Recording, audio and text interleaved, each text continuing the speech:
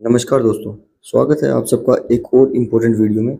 और ये वीडियो बहुत ज़्यादा इम्पोर्टेंट होने वाला है, स्पेशली सरकारी कर्मचारियों के लिए, क्योंकि अभी गवर्नमेंट ने जो यूनिफाइड पेंशन स्कीम, जिसको यूपीएस के नाम से भी जाना जाता है, उसको जो लॉन्च किया है, तो उसको सरकार ने 3 महीने का टाइम दिया है।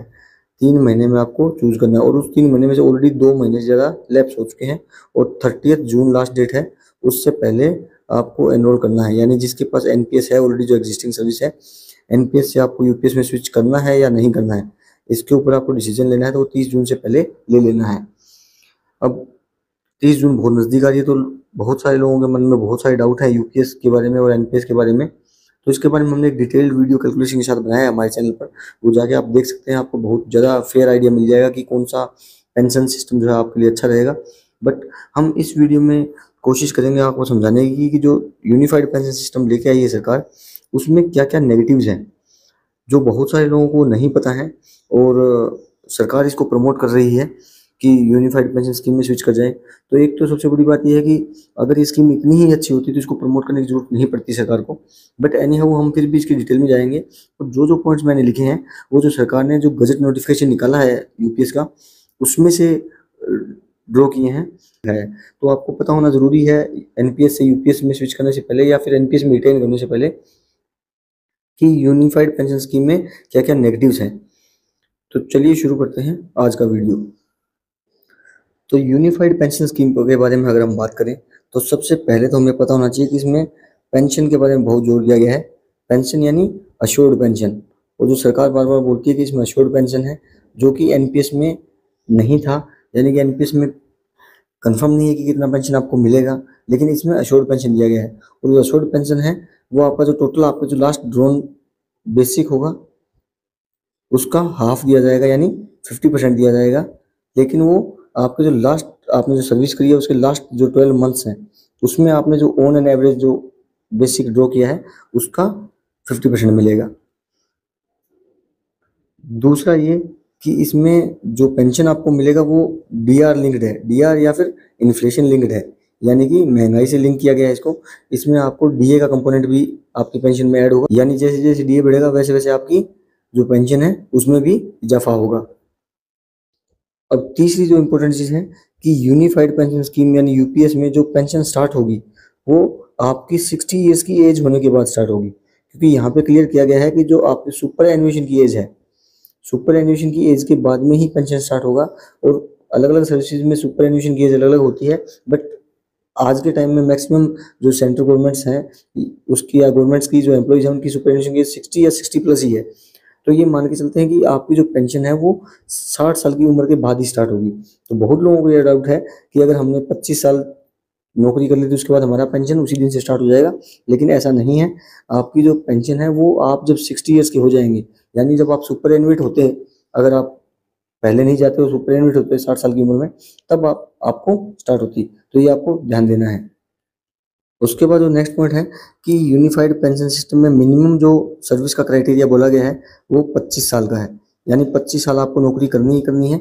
25 साल से पहले अगर आप नौकरी छोड़ देते हैं तो आपका प्रोपोर्शनली जो आपकी जो पेंशन है वो कम हो जाएगी। अब प्रोपोर्शनली रिड्यूस हो जाएगी या प्रोपोर्शनली जो पेंशन है वो कम होगी, उसका मतलब क्या है कि अगर आप मान के चलिए 25 साल में आपका जो पेंशन है वो 100% मिलना था, यानी पूरा पेंशन मिलना था, तो अगर आपने 20 साल नौकरी की है तो आपको 80% जो पेंशन का पार्ट है वही मिलेगा। और अगर आपने 15 साल नौकरी किया तो आपको 60% ही पेंशन मिलेगा। उसके बाद जो नेक्स्ट पार्ट क्या है कि इसमें मिनिमम पेंशन का भी एक प्रावधान रखा गया है। यानी मिनिमम पेंशन क्या है यहाँ पे कि अगर आप का मिनिमम से minimum pension 10,000 rupees plus DR, ये मिनिमम पेंशन मिलेगा। लेकिन इसका भी एक क्राइटेरिया है कि मिनिमम पेंशन प्राप्त करने के लिए आपकी जो सर्विस है वो कम से कम 10 ईयर्स प्लस होनी चाहिए। यानी कि 10 साल से अगर कोई गवर्नमेंट एम्प्लॉय है जो नौकरी करता है, वो 10 साल से पहले रिजाइन दे देता है या कुछ किसी कारणवश नौकरी छोड़ देता है, तो उसको पेंशन नहीं मिलेगा। मिनिमम 10 ईयर्स आपकी नौकरी होनी चाहिए, तभी आपको जो मिनिमम 10,000 प्लस डीआर वाली पेंशन है ये आप क्लेम कर पाएंगे। लेकिन पेंशन आपकी तभी स्टार्ट होगी जब आपकी उम्र 60 ईयर्स की हो जाएगी। क्योंकि क्या होता है, मान के चलिए आपने 2025 में नौकरी ज्वाइन की और आपने 2035 में या 36 में 11 साल की नौकरी के बाद आपने जो है जॉब छोड़ दी, तो इसका मतलब ये नहीं कि आपकी जो पेमेंट है या पेंशन है वो 2026 36 से स्टार्ट हो जाएगी। आपकी जो पेंशन है वो जब आपकी सुपरएनुएशन होता है, आप मान के चलिए आपने 2025 में स्टार्ट की और 35 साल की नौकरी होनी थी आपकी, तो आपको 2060 में ही आपकी जो पेंशन है वो स्टार्ट होगी। उसके बाद जो एक इम्पोर्टेंट चीज़ आती है पेंशन में कि यहाँ पे जो पेंशन मिलेगी वो आपको तो 100% मिलेगी, लेकिन आपकी जो फैमिली को पेंशन मिलेगी, मीन्स अगर आपके साथ किसी तरह की दुर्घटना हो जाती है तो आपकी जो फैमिली को पेंशन है वो 60% ही मिलेगी, पूरा 100% पेंशन फैमिली को नहीं मिलेगा, उस पेंशन का 60% ही फैमिली को मिलेगा। और उसमें से भी अगर फैमिली को, by the way, family means यहाँ पे लीगली वेडिड स्पाउस होता है। फैमिली की परिभाषा जो इन्होंने दी है, लीगली वेडिड स्पाउस, यानी कि जो कानूनन जो शादीशुदा हैं जिनके साथ आप, उसी को पेंशन मिलेगी। और खुदा ना खास्ता अगर उनके साथ भी कुछ दुर्घटना हो जाती है और वो भी नहीं रह पाते हैं, तो उस केस में जो आपके बच्चे हैं उनको कुछ भी पेंशन नहीं मिलेगा। ये बहुत बड़ा कैच है जो बहुत लोगों को नहीं पता है। तो इस केस में क्या है कि इनहेरिटेंस वाला जो एक क्लोज है, यानी यहाँ पे लागू नहीं होता है, यानी कि आपको पूरी पेंशन मिलेगी, आपकी फैमिली को 60% ही मिलेगी, और अगर आपकी वाइफ को और आपको कुछ हो गया तो आपके बच्चों को कुछ भी पैसा नहीं मिलेगा। तो ये बात भी आपको ध्यान देनी है। अब यहाँ पे इस केस में एक क्लोज और बन जाता है कि मान के चलिए कोई इंसान है जिसने शॉर्ट सर्विस की, शॉर्ट सर्विस जैसे कि हम बात कर सकते हैं कि 10 साल या 14 साल की होती है, तो क्योंकि यहाँ पे मिनिमम 10 ईयर्स का क्लोज है, तो 10 ईयर्स से ज़्यादा अगर आप करते हैं तभी आपको पेंशन मिलेगा। तो अगर मान के चलिए कोई इंसान है जिसने 10 साल से ज़्यादा नौकरी की है, लेकिन उस 10 ईयर्स में उसने शादी नहीं की, यानी बहुत सारी ऐसी जगह होती है जहाँ पे शादी लेट होती है, लेकिन उस इंसान ने या कार्मिक ने 10 ईयर की अपनी जो नौकरी है, 10 साल से 14 साल के बीच की नौकरी में उसने शादी नहीं की और उसके बाद उसने नौकरी छोड़ दी और नौकरी छोड़ने के बाद शादी की है, तो इस केस में आपको पेंशन जो है सिर्फ आपको ही क्लेम कर पाओगे, आपकी स्पाउस को आप पेंशन नहीं दे पाओगे। उसका रीजन ये है कि इन्होंने जो यहाँ पे क्लोज डाला है कि लीगली वेडिड जो स्पाउस है, जो इन्होंने क्लोज डाला है पेंशन के लिए, उसमें इन्होंने बोला है कि इन सर्विस, यानी अगर सर्विस में रहते रहते जिससे शादी की है वही स्पाउस माना जाएगा।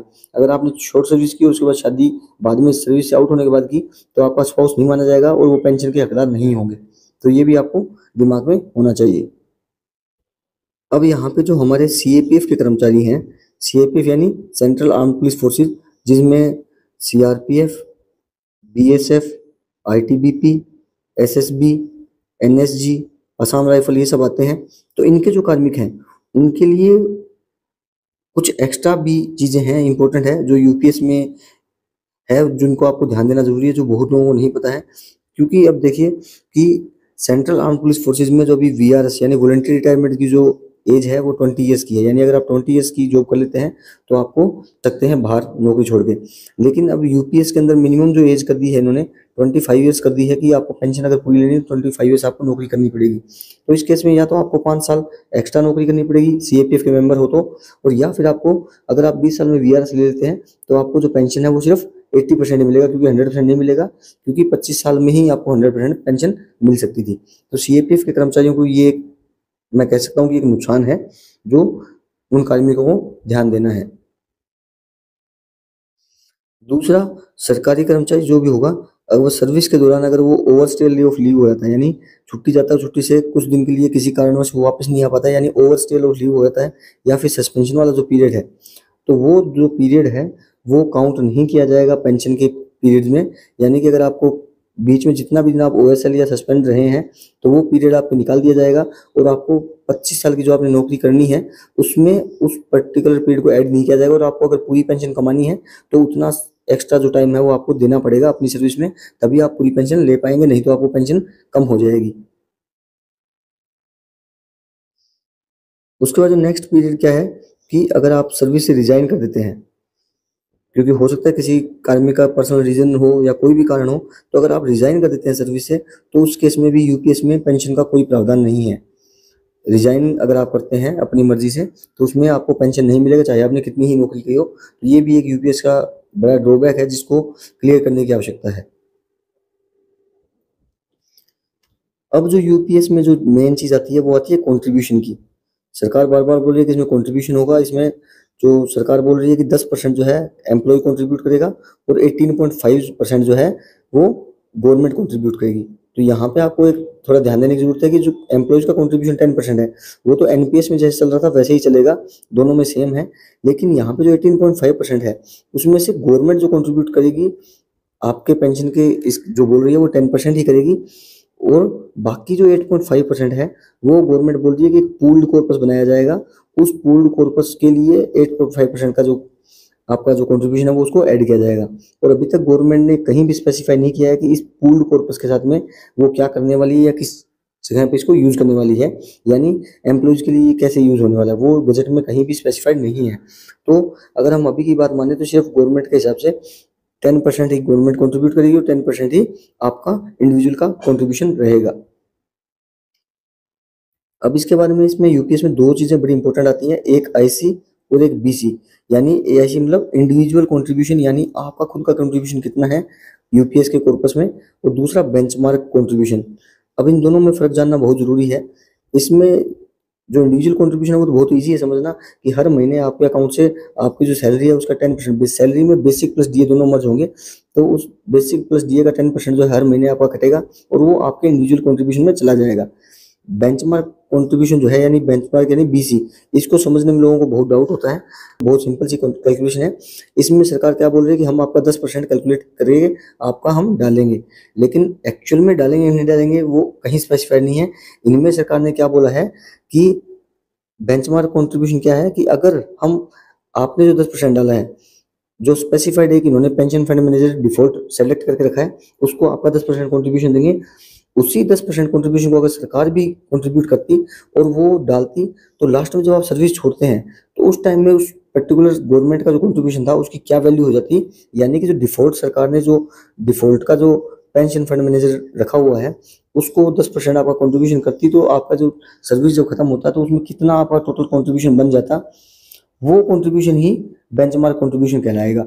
अब इसको समझना क्यों जरूरी है कि पेंशन में इसको लिंक कर दिया गया है। लिंक कैसे किया गया है कि सरकार बोल रही है कि अगर आपका जो 10 आप जितने में नौकरी की उसके बाद अगर आपका जो बेंचमार्क कंट्रीब्यूशन है उससे अगर आपका इंडिविजुअल कंट्रीब्यूशन कम पड़ जाता है तो आपको पूरी पेंशन कमाने के लिए जो जितना आपको गैप पड़ेगा दोनों का वो फिल करना पड़ेगा। यानी कि अब मान के चलिए कि 35 साल की नौकरी के बाद आपका जो बेंचमार्क कंट्रीब्यूशन है, जो सरकार ने जो डिफॉल्ट पेंशन फंड मैनेजर डाला था उसमें 1 करोड़ रुपए हो जाता, लेकिन आपका जो पेंशन फंड मैनेजर है यानी आपने भी अगर डिफॉल्ट रखा है तो ऑब्वियस सी बात है कि आपका भी 1 करोड़ होगा, तो दोनों सेम हो जाएंगे, आईसी और बीसी दोनों सेम होंगे। तो इसका आईसी डिवाइडेड बाई बीसी निकालते हैं फॉर्मूला में तो 1 बनता है, तो इसका मतलब आपको जो पूरी पेंशन है वो मिल जाएगी 50% ऑफ बेसिक प्लस डीए का। लेकिन दिक्कत कब आएगी, जब मान के जिसको थोड़ा मोटा स्टॉक मार्केट का नॉलेज है या जिसको खुद को पेंशन फंड मैनेजर चूज करना आता है यानी डिफॉल्ट नहीं रखता है और वो अपने रिटर्न देख के पिछले 1-2 साल के रिटर्न देख के पेंशन फंड मैनेजर चेंज करता है और मान के चलिए उसने चेंज कर लिया, तो उसमें हुआ क्या कि 35 साल की नौकरी के बाद में हो सकता है कि जो आपके बेंचमार्क कंट्रीब्यूशन था उसकी वैल्यू 1 करोड़ है, लेकिन आपने जो पेंशन फंड मैनेजर चेंज किया उसने जो आपको इन्वेस्टमेंट पे रिटर्न दिया उसकी वैल्यू हो सकता है 1 करोड़ से ज़्यादा हो जाए। यानी मान के चलते हैं कि 1 करोड़ 10 लाख रुपए हो गई है, तो उस केस में क्या होगा, जो ऊपर वाले जो 10 लाख रुपए हैं वो आपके एक्सेस हैं, तो वो 10 लाख रुपए आपको जब आपको लमसम मिलेगा तो उस टाइम में इन हैंड आपके बैंक में क्रेडिट कर दिया जाएगा वो 10 लाख जो बचा है वो। लेकिन दिक्कत तब आएगी जब ये 1 करोड़ 10 लाख की बजाय 90 लाख हो जाएगा, यानी अगर 10 लाख रुपए इसकी वैल्यू कम हो गई तो उस केस में आपको अगर पूरी पेंशन लेनी तो वो 10 लाख रुपए आपको आपके पेंशन अकाउंट में डालने पड़ेंगे, डिपॉजिट करने पड़ेंगे। अगर नहीं किया तो आपका जो पेंशन है वो कम हो जाएगा प्रोपोर्शनली। तो ये बात भी आपको ध्यान देनी है, इसीलिए यहाँ पे आईसी और बीसी वाला कॉन्सेप्ट लाया गया है। अब अगर आप बात करते हैं विड्रॉल की, यानी आप कितना विड्रॉल ले सकते हैं, तो आप यूपीएस में अगर आप चूज कर लेते हैं तो आप मैक्सिमम 3 टाइम आप विड्रॉ कर सकते हैं पूरी सर्विस में, और वो भी आपका मैक्सिमम जो 25% है उसका कंट्रीब्यूशन को विड्रॉ कर सकते हैं। लेकिन यहाँ पे मेन चीज आती है कि 25% किसका, तो 25% यहाँ पे जैसे कि बताया जा रहा है कि आपका इंडिविजुअल कंट्रीब्यूशन जाएगा 10% के रेट पे, प्लस गवर्नमेंट भी आपका यहाँ पे 10% के रेट पे कंट्रीब्यूट करेगी, तो आपका ये दोनों कॉर्पस बन के ऐड होना चाहिए। लेकिन ऐसा नहीं होगा, यूपीएस में आपको ध्यान देना है कि आप 20 मैक्सिमम जो आप विड्रॉ कर सकते हो वो आप अपने इंडिविजुअल कंट्रीब्यूशन को ही विड्रॉ कर पाओगे, इसमें गवर्नमेंट के कंट्रीब्यूशन को आप विड्रॉ नहीं कर सकते हैं। इसलिए आप जो 25% मैक्सिमम विड्रॉ कर सकते हो 3 बार में पूरी जिंदगी में, वो अपना जो इंडिविजुअल कंट्रीब्यूशन है यानी आपके जो बेसिक का जो 10% कट रहा था उसका जितना जमा हो रहा था उसी में से आप मैक्सिमम 25% निकाल पाओगे। सरकार का जो एडिशनल जो जमा हो रहा है या नहीं हो रहा है, सरकार ने कभी क्लियर नहीं किया अभी तक, उसको से आप निकाल नहीं पाओगे। और दूसरी बात यह कि जब आप निकाल लोगे तो जो मैंने पीछे बात की थी इंडिविजुअल कंट्रीब्यूशन और बेंचमार्क कंट्रीब्यूशन की, तो जब क्योंकि आपने बीच में अगर मान के चलिए पैसा निकाल लिया 25% पैसा निकाल लिया, तो उस केस में सीधी सी बात है आपका जो इंडिविजुअल कंट्रीब्यूशन है वो कम हो जाएगा। और जब ये कम हो जाएगा तो फाइनल में जब आपका पेंशन कैलकुलेट होगा तो जब यहाँ पे जो इंडिविजुअल कंट्रीब्यूशन है वो बेंचमार्क कंट्रीब्यूशन से कम हो जाएगा। तो जो पेंशन की यहाँ पे जो यूपीएस में डाला गया है कि अगर आपका इंडिविजुअल कंट्रीब्यूशन और बेंचमार्क कंट्रीब्यूशन दोनों इक्वल है तभी आपको जो है पूरा आपका 50% जो है पेंशन मिलेगा। यानी कि वहाँ पे आपको फैक्टर दिया गया है आईसी डिवाइडेड बाई बीसी। तो अगर ये दोनों सेम है तो इसका फैक्टर 1 आएगा, तभी आपको पूरा का पूरा पेंशन मिलेगा। नहीं तो आपका क्या होगा कि अगर आपका इस केस में अगर आपने विड्रॉ कर लिया है 25%, तो आपका ऑब्वियस सी बात है आईसी जो है या इंडिविजुअल कंट्रीब्यूशन कम हो जाएगा। तो आपका बेंचमार्क कंट्रीब्यूशन जब कम रहेगा तो आपको अगर पूरी पेंशन लेनी है तो आपको वहाँ पे टॉप अप करना पड़ेगा, यानी आपको जो डिफरेंस है उसको वापस देना पड़ेगा। और जैसे कि मैंने पहले बताया था, अगर आपका ज्यादा हो जाता है इंडिविजुअल कंट्रीब्यूशन का वैल्यू बेंचमार्क कंट्रीब्यूशन ज्यादा हो जाता है तो आपको जब लमसम मिलेगा तो उस साथ में आपको पैसा वापस कर दिया जाएगा। तो यहाँ पे एनपीएस और यूपीएस में सबसे बड़ा डिफरेंस है वो यही है कि यूनिफाइड पेंशन स्कीम को बार बार ये लोग बोल रहे हैं कि ये इन्फ्लेशन लिंक्ड है, क्योंकि यहाँ पे आपको जो पेंशन के साथ में डीए का बेनिफिट्स मिलेगा। डीए के साथ साथ आपकी पेंशन जो है वो लगातार इंक्रीज होगी, जबकि एनपीएस में जो आपकी पेंशन है वो कांस्टेंट रहेगी। लेकिन यहाँ पे जो सबसे बड़ी बात जो बहुत लोग इग्नोर कर देते हैं और ये सिर्फ पेंशन को देख के और यूपीएस को जो है वो अच्छा बताते हैं, लेकिन आपको यहाँ पे देखना है कि लमसम वाली जो पार्ट है, जो लमसम मिलेगा वो पार्ट भी आपको देखना है, बहुत इंपॉर्टेंट है। हमने पिछले वीडियो में बताया था कैलकुलेशन करके कितना फर्क पड़ता है। तो हमने बेसिक सी जब राइट मानी थी उसमें अगर आप चाहे तो पिछला वीडियो देख सकते हैं। बेसिक से कैलकुलेशन में भी अगर आप देखते हैं लमसम में हमारा वहाँ पे कम से कम 20 गुना का डिफरेंस आ रहा था, यानी एनपीएस में जो हमको लमसम मिल रहा था वो 20 गुना ज्यादा मिल रहा था कंपेयर टू यूपीएस। तो जो एनपीएस में जो 20 गुना ज्यादा लमसम मिल रहा है, उस 20 गुना लमसम को कोई भी इंडिविजुअल को वैसे रखेगा नहीं, उसको कहीं भी इन्वेस्ट कर सकता है।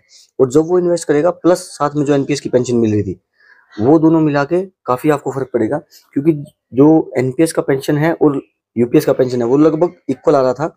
लेकिन यहाँ पे मेन जो इश्यू आ रहा था वो लमसम का आ रहा था। तो यूपीएस में जो लमसम है वो बहुत ही कम होता है, लेकिन एनपीएस में आपका जो लमसम मिलेगा वो बहुत ज्यादा होगा। तो इसलिए उस पर्टिकुलर जो लमसम मिलता है उसको आप कहीं भी इन्वेस्ट कर सकते हैं और अपने लिए रेगुलर मंथली पेंशन क्रिएट कर सकते हैं।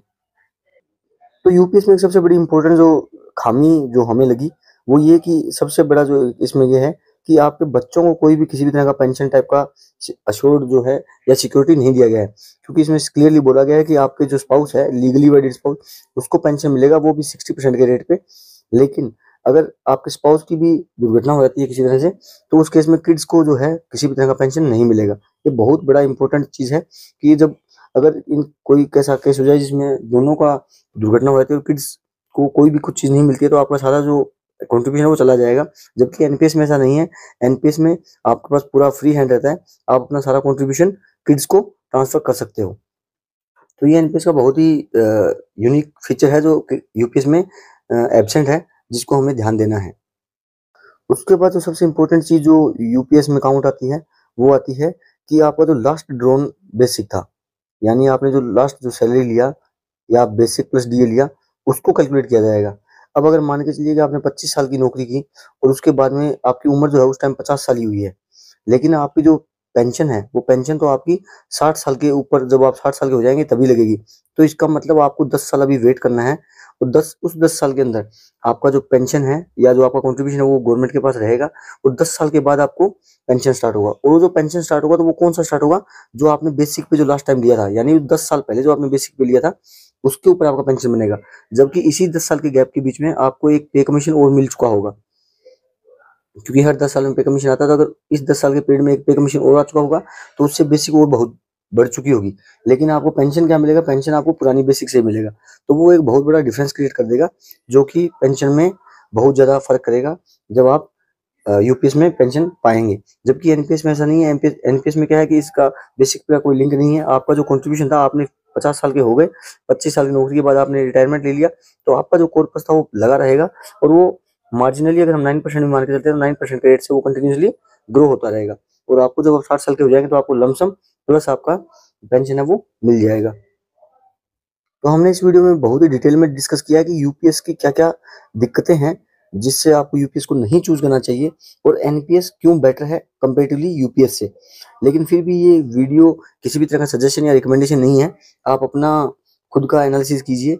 उसके बाद में अगर आपको किसी तरह का और बेटर फीचर मिलता है यूपीएस का जो हमसे छूट गया हो तो आप हमें कमेंट सेक्शन में बता सकते हैं, ताकि हम इसको इंक्लूड कर सकें और एक बेटर और इन्फॉर्मेटिव वीडियो और लेके आ सकें। लेकिन अभी तक का जिस हिसाब से गजट का नोटिफिकेशन है, उसके हिसाब से जो हम इंटरप्रेट कर पाए हैं, उसके हिसाब से जो इन्फॉर्मेशन हमको मिली, वो हमने इस वीडियो में शेयर की है। और वैसे भी अभी 30 जून लास्ट डेट है जो दिया गया है कि यूपीएस को आपको सेलेक्ट करना है। उसके बाद में टाइम मिलेगा या नहीं मिलेगा, गवर्नमेंट ने भी स्पेसिफाई नहीं किया। लेकिन जिस हिसाब से अभी तक का गवर्नमेंट का जो डाटा है, गवर्नमेंट डाटा बोलता है कि ओनली सिर्फ 3 से 4% जो गवर्नमेंट एम्प्लॉइज हैं, उन्होंने ही यूपीएस को सब्सक्राइब किया है। तो आप खुद देख सकते हैं कि अगर ये जो स्कीम है इतनी अच्छी होती, तो आज अब तक सब सब्सक्राइब कर चुके होते यूपीएस को, एनपीएस में ना रहते। और दूसरा, अगर स्कीम इतनी अच्छी होती तो गवर्नमेंट को इसको प्रमोट करने की जरूरत नहीं पड़ती। जो गवर्नमेंट बार बार इसको प्रमोट कर रही है, प्रमोट करने की जरूरत ही नहीं पड़ती। तो ये भी आपको ध्यान देना है। बाकी हमने पिछले वीडियो में भी कैलकुलेट करके बताया था कि कैसे कैसे क्या क्या बेसिक सा एजम्पशन लेके, बाकी हमने पिछली वीडियो में भी कैलकुलेशन करके बताया था बेसिक सा एजम्पशन लेके कि कितना पेंशन बनेगा, ताकि आपको एक फेयर आइडिया मिल सके। आप वो भी जाके देख सकते हैं, लिंक आपको डिस्क्रिप्शन में भी मिल जाएगा।